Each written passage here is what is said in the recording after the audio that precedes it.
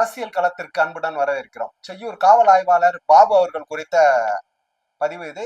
ஒரு பத்திரிகை நிருபர் கண்மூடித்தனமாக காட்டு மிராண்டித்தனமாக தாக்கப்பட்டிருக்கிறார்.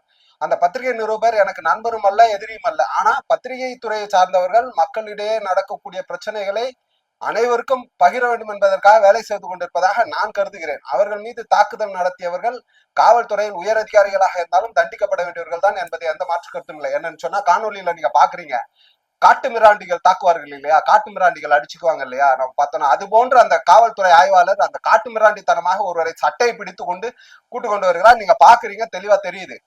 அதை காணொலியாக எடுக்கக்கூடிய அந்த பத்திரிகை நிருபரை அடித்திருக்கிறார். தேவைப்பட்டது என்று சொன்னால் மனித உரிமை ஆணையத்திடம் செல்வதற்கு தயார். அந்த நிருபர் ஒத்துக்கொண்டார் என்று சொன்னால் முதல்வரை சந்திப்பதற்கும் தயாராக இருக்கிறோம். நிச்சயமாக அனுமதி கேட்டு வாங்கி தருவதற்கான வேலைகள் செய்வதற்கு தயாராக இருக்கிறோம். என்னது, ஒருவேளை நல்ல கவுன்சிலிங் கொடுத்து நல்ல மனநல மருத்துவரிடம் இவரை அழைத்து சென்று இவரை ட்ரீட்மெண்ட் செய்துவிட்டு இவரை அடுத்தது காவல் ஆய்வாளராக இவர் இருக்கலாமா, இல்லது பணியை விட்டு நிரந்தரமாக செய்யலாம்ன்றதை யோசிக்கணும். அதை விட்டு விட்டு இவரை இங்கிருந்து வேற ஒரு இடத்துக்கு மாத்துறன்றதெல்லாம் சரியில்லை.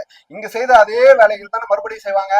அது இல்லாம தேவராஜபுரத்தை சார்ந்த 2 சகோதரர்கள் அவர்கள் பேரை வெளியிட வேணான்னு இருக்காங்க. அந்த ஆடியோ என்கிட்ட இருக்கு. தேவைப்பட்டது என்று சொன்னால் மனித உரிமை ஆணையத்திலும் அந்த ஆடியோவை ஒப்படைப்போம். பேரை வெளியிட வேண்டாம் என்று கேட்டுக்கொண்டதனால் நம்ம வெளியிடல. பைப்பு, பிளாஸ்டிக் பைப் எடுத்து நைட்டு 12 மணிக்கு அடிச்சிருக்காரு.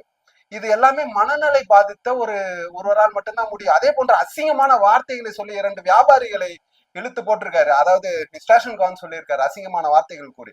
இது போன்ற கீழ்த்தரமான செயல்களில் ஈடுபடக்கூடிய அந்த காவல் ஆய்வாளர் பணியில் இருக்கலாமா வேண்டாமா என்பதுதான் இப்பொழுது கேள்வி. அவரை பணியிலிருந்து நிரந்தரமாக நீக்கம் செய்ய வேண்டும். அவர் பணியில் தொடரக்கூடாது என்பதுதான் நம்முடைய கோரிக்கையாகவும் இருக்கிறது. மக்களிடையே நடக்கக்கூடிய அனைத்து தகவல்களையும் கொண்டு சேர்ப்பது பத்திரிகையாளர் பணி. இந்த பத்திரிகையாளர் பணியை செய்ய விடாமல் தடுத்த இவர் அரசியல்வாதிகளிடம் ஹீரோ போன்று நடந்து கொள்கிறார், மக்களிடம் ரவுடி போன்று நடந்து கொண்டிருக்கிறார். நீங்கள் காணொலியை பார்த்தீர்கள் என்று சொன்னால் இவர் காவல் ஆய்வாளரா அல்லது ரவுடியா என்பது தெரியும்.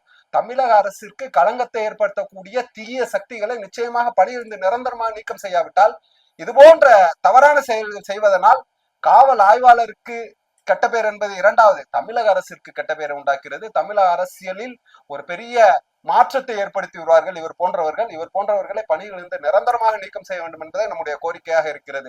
ரவுடிசத்தை கையில் எடுத்திருக்கக்கூடிய காவல் ஆய்வாளர் பாபு அவர்கள் செய்யூரில் பணியாற்றி கொண்டிருக்கிறார். அவர் பணியிலிருந்து நிரந்தரமாக நீக்கம் செய்யப்பட வேண்டும் என்பதான் கோரிக்கை. பல நல்ல காவல்துறை அதிகாரிகள் இருக்கும் பொழுது பலர் இருக்கிறார்கள். இது போன்ற ஒரு சிலர் செய்யக்கூடிய கீழ்த்தரமான ரவுடிசம் போன்ற செயல்களினால் வரக்கூடிய பிரச்சனைகள் ஏராளமாக இருக்கிறது. இதை நாங்கள் வன்மையாக கண்டிக்கிறோம். நிச்சயமாக அவர் தண்டிக்கப்பட வேண்டிய குற்றவாளி என்பதை தெளிவாக கூறுகிறோம். நன்றி, வணக்கம்.